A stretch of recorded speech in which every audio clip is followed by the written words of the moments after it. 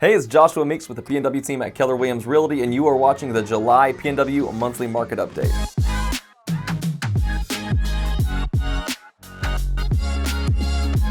A lot of people have been asking recently, based on what they're hearing in the news or maybe from a friend or even experiencing, is the market shifting? Sellers are asking, is it still a good time? Did I miss the boat? Can I still sell now and get a lot of money? And buyers are asking the question, hey, is this possibly a better time to buy? I feel like there's something shifting in the market right now. Should I wait until, prices adjust to really seize the market? And the answer is yes and no. And it's yes and no because yes, the market is shifting, and it's no because it's not necessarily a cyclical shift. What we see every year is that around this time, July, August, September, a lot of people start settling in for the school year. And what settling in for the school year for a month or 6 to 8 weeks from now looks like is even gonna look a lot different than possibly it looked last year for a lot of people. And that means we have this seasonal change of people starting to think, I need to get into a house within the school year over the next 4, 5, 6 weeks. And if I don't get into a house, we're gonna pause that home search until the following year. Well, we have seen the amount of homes increase from around 4,900 to around 5,400 homes over this last month.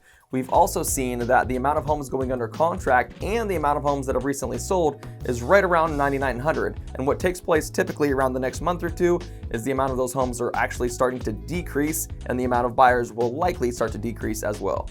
What that also means is that it hasn't been quite as extreme of a market, thankfully, as we've seen during the first months of this year. We've actually only seen price per square foot increase about $3 per square foot a month over the last few months, going from $359 to $362 to $365 per square foot. Compared to the previous months, we were jumping up around $20 price per square foot every month, which was about 6 to 8%.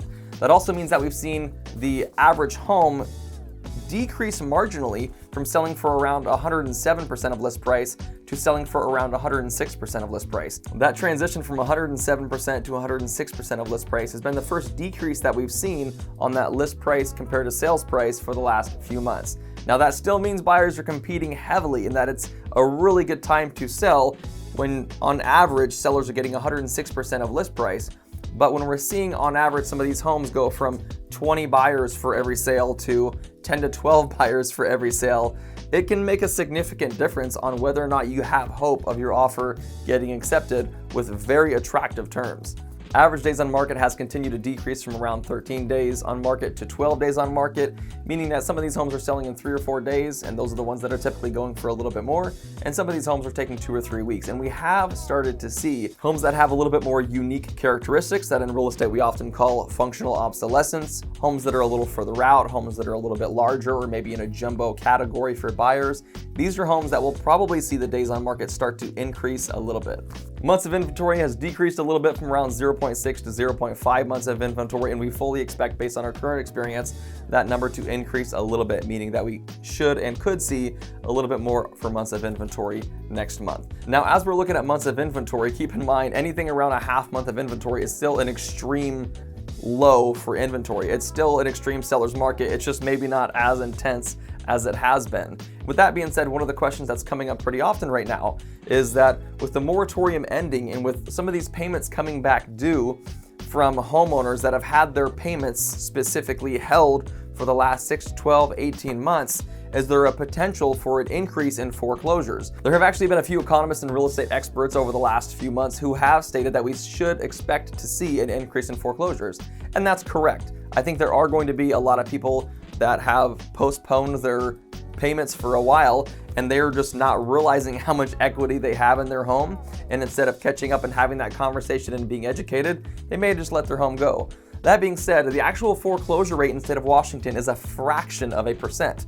And so even if we see an influx of those foreclosures, I think it could change our months of inventory, even from around 0.5 months to 1.5 or 2 months of inventory.